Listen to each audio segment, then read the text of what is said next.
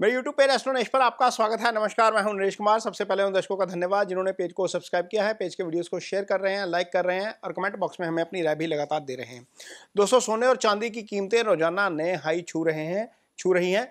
पिछले 6 महीने में रुपी टर्म में सोने ने 24% का रिटर्न दिया है, जबकि डॉलर टर्म में सोने का रिटर्न जो है वो करीब 23% रहा है।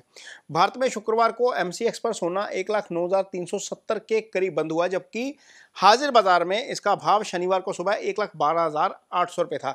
ऐसे में सबके दिमाग में सवाल आ रहा है कि क्या सोना यहाँ से गिरेगा। कुछ लोगों के मन में यह धारणा है कि पितृपक्ष में अक्सर सोने के दाम गिरते हैं और लोग सोने को इससे भी जोड़कर देख रहे हैं कि हो सकता है कि उनको उम्मीद है कि इससे सोने के दाम गिरें। लेकिन यदि जियोपॉलिटिक्स को देखें और विश्व के मौजूदा आर्थिक हालात को देखें और इसके साथ एस्ट्रो साइकिल को देखें तो सोने में गिरावट की कोई वजह नजर नहीं आती। पहले इकोनॉमिक एंगल को देखते हैं। 7 सितंबर के दिन जापान के प्रधानमंत्री शिगेरू इशिबा का इस्तीफा हो जाता है। अचानक से उनको इस्तीफा देना पड़ता है। दुनिया के लिए ये एक खबर भर थी, लेकिन जब हम इसके कारणों के पीछे जाते हैं तो जापान में लगता है कि आर्थिक कारणों के कारण प्रधानमंत्री की कुर्सी गई है। वहां पर आर्थिक चुनौतियां बहुत थी। हालांकि इसके पीछे एक राजनीतिक कारण भी थे, लेकिन एक फैक्टर इसमें था कि आर्थिक चुनौतियां थी जिसके कारण उन्हें अपना पद छोड़ना पड़ा। अगले दिन 8 सितंबर को फ्रांस के प्रधानमंत्री फ्रांसवा बेरू ने संसद में विश्वास मत खो दिया और फ्रांस में एक बार फिर से सरकार का मुखिया बदल गया।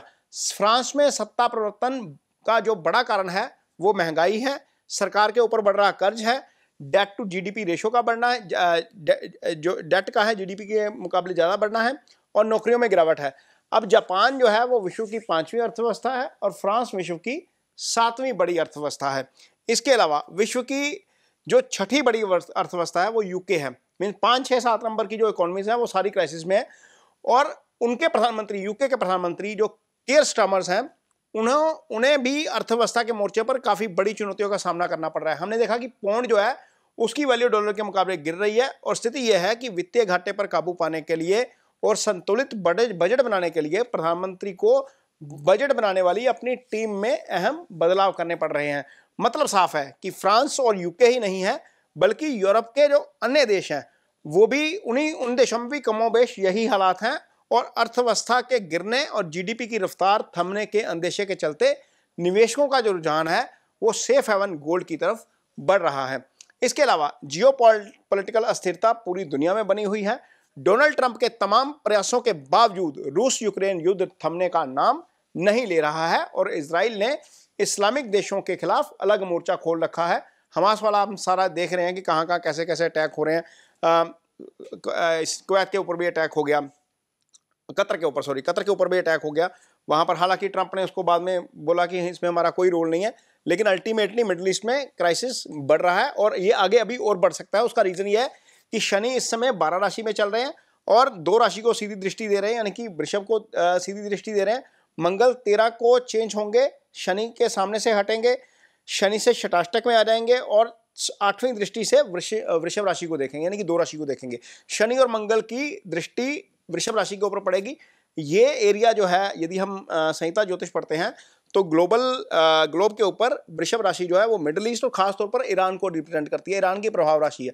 तो यदि आने वाले दिनों में ईरान में कोई बड़ी हलचल हो जाए तो आपको कोई हैरानी नहीं होनी चाहिए। यदि ऐसा होता है तो फिर ये चीज़ें बहुत अलग दिशा में चली जाएंगी और गोल्ड की कीमतें जो है वो हमें आगे और ज़्यादा तेज देखने को मिल सकती हैं। मैंने अपने पेज पर ये 2 जून को एक पोस्ट किया था जिसमें मैंने ये बताया था कि गोल्ड की कीमतें किन कारणों से बढ़ सकती हैं। इस वीडियो के बाद से गोल्ड में काफ़ी तेज़ी देखने को मिल रही है। आप जून के बाद देखिए, जुलाई, अगस्त, यहाँ से गोल्ड जो है वो लगातार आगे निकल रहा है। हालांकि जून में बहुत ज़्यादा तेज़ी नहीं थी, लेकिन जुलाई अगस्त में हमने ये तेज़ी देखी है और सितंबर में भी हमें लगातार तेज़ी देखने को मिल रही है। इसमें मैंने सोने की कीमतों में तेज़ी के एस्ट्रोलॉजिकल कारण भी बताए थे। ये एस्ट्रोलॉजिकल कारण अब भी बने हुए हैं। मंगल और शनि अभी आमने सामने है। जब हम ये वीडियो शूट कर रहे हैं तो इस वीडियो के शूट करने के कुछ घंटे बाद ही मंगल का ट्रांजिट हो जाएगा और जब ये पोस्ट होगा तो मंगल शनि जो है शटाष्टक में आ जाएंगे, यानी कि तुला राशि में जब चले जाएंगे ये समसप्तक टूट जाएगा। लेकिन दोनों ग्रह शटाष्टक योग में जब होंगे तो उससे भी जियोपॉलिटिकल सिनेरियो डिस्टर्ब होगा। इसके साथ ही 17 सितंबर को सूर्य कन्या राशि में आ जाएंगे और शनि के सामने आ जाएंगे। अब ये समसप्तक हो गया। केतु शटाष्टक में, शनि से मंगल 6 एक्सिस पे, वहीं अगेन शटाष्टक, और सूर्य और शनि समसप्तक पे। ये स्थिति एक्चुअल में अच्छी नहीं है। मंगल और सूर्य दोनों ही जो है वो सोने के कारक ग्रह हैं। पहले सोने में तेजी का कारण बना कि मंगल शनि के प्रभाव में थे। पाप ग्रहों की युति या पाप ग्रहों की दृष्टि नॉर्मली संबंधित कमोडिटी में तेजी ले आती है, तो ये एक कारण था कि मंगल शनि आमने सामने थे, इससे तेजी आई। और अब सूर्य शनि के आमने प्रभाव में आ जाएंगे तो मोटे तौर पर सोने का रुख तेज रहेगा। इस बीच 15 सितंबर को कन्या राशि में सूर्य की युति बुध के साथ भी हो जाएगी, ये भी तेजी लाने का काम करेगी। बुध जो है वो ट्रेड के कारक ग्रह हैं, कन्या राशि बुध की उच्च राशि है, यहाँ पर सूर्य के साथ मिलेंगे तो बुध आदित्य राजयोग की फॉर्मेशन हो जाएगी। ये सोने के लिए अच्छा है, लिहाजा सोने में बहुत बड़ी गिरावट की संभावना फिलहाल नजर नहीं आ रही। वैसे भी जानी मानी रेटिंग एजेंसी गोल्डमैन सैक्स ने सोने को लेकर अपना आउटलुक जो है वो उसमें बदलाव कर दिया है। देखिए, जो चीज़ हम 4 महीने 5 महीने पहले से कह रहे हैं, रेटिंग एजेंसीज अब उसके ऊपर आ रही हैं। उनको लग रहा है कि अब सोने का जो टारगेट है वो $4000 जाएगा। पहले वो $3700 का टारगेट लेकर बैठे थे प्रति औंस का, अब उन्हें $4000 लगता है। जबकि 2026 में सोने का जो उनका आकलन है, गोल्डमैन सैक्स की मैं बात कर रहा हूँ, वो $5000 की जो है वो आकलन कर रहे हैं, $5000 पर औंस का।